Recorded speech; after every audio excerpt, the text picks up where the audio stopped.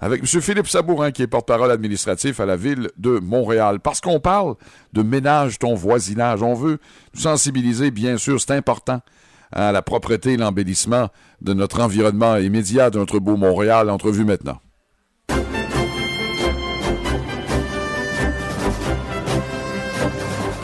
M. Philippe Sabourin, bonjour. Bonjour, M. Poudrier. Comment allez-vous, dites-moi? Ben, en excellente forme. Écoutez, le printemps est arrivé quoi? Oui. Il y a 24 heures? Oui, à peu près. À peu près. Eh oui. L'hiver a été rude. Oui. A été difficile. La ville est sale. Oh! Il faut qu'on se ramasse. Absolument. Et j'aime le thème ménage ton voisinage.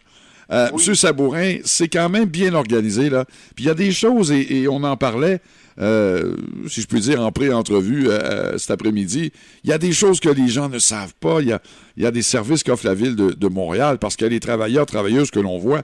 Il y a plein d'autres choses. Parlez-moi, donnez-moi des détails sur ménage ton voisinage. Qu'est-ce qu'on doit savoir et qu'est-ce qu'on doit faire et peut faire comme citoyen. Jasez-moi de ça.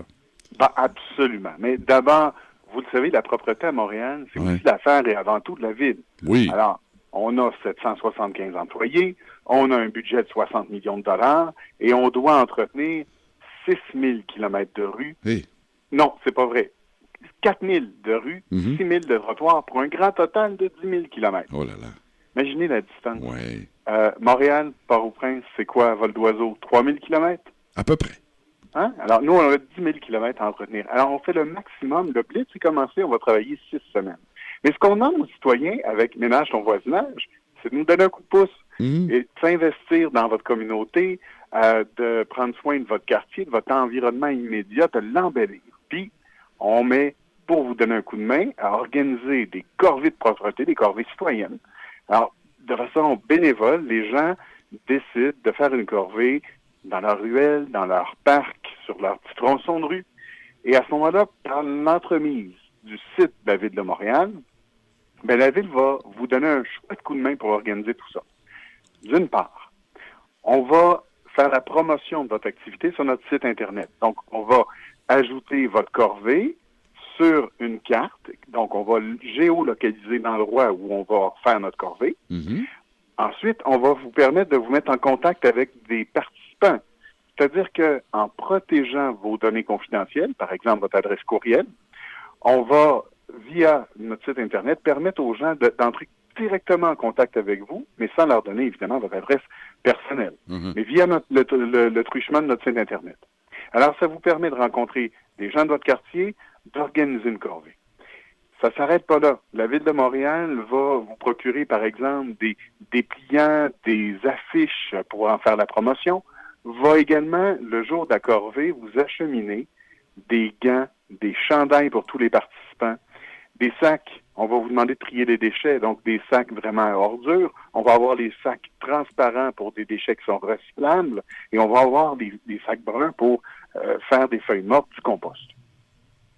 Alors tout ça, c'est absolument gratuit.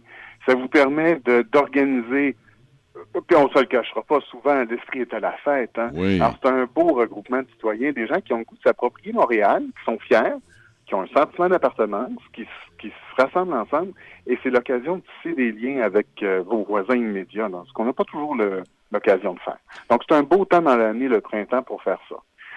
L'image l'image qui me vient souvent, puis qui nous vient, c'est les ruelles à Montréal.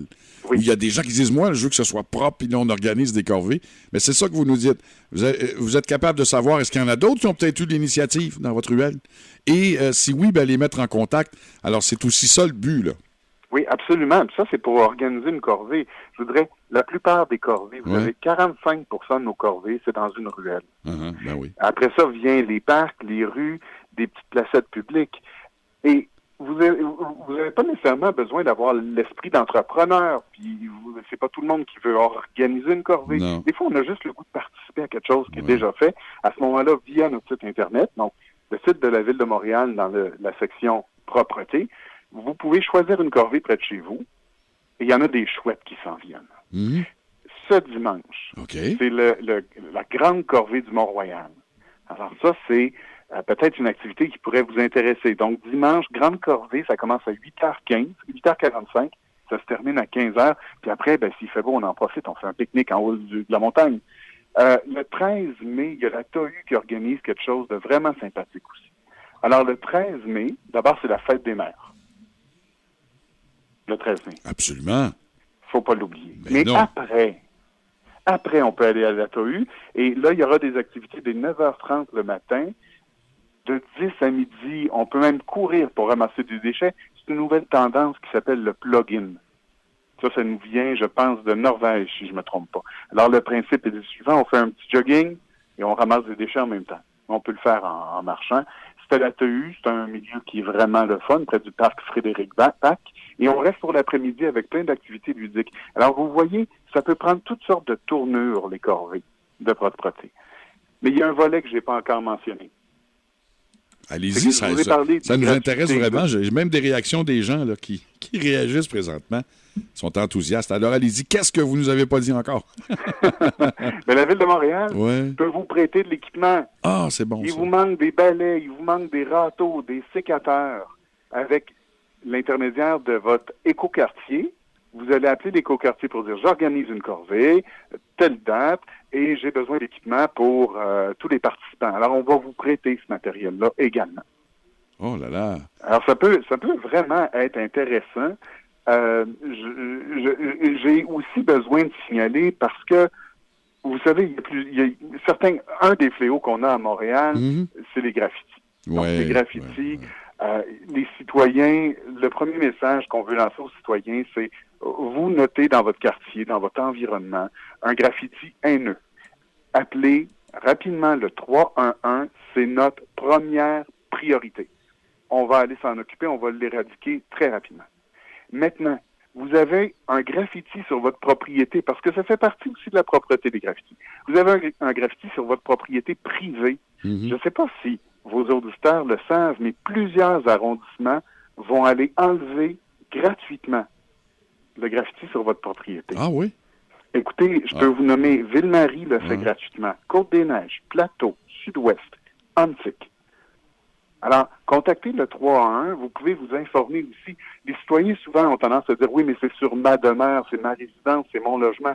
Mais même si c'est sur une propriété privée, la Ville de Montréal, dans la plupart des arrondissements, vont vous offrir de le faire gratuitement.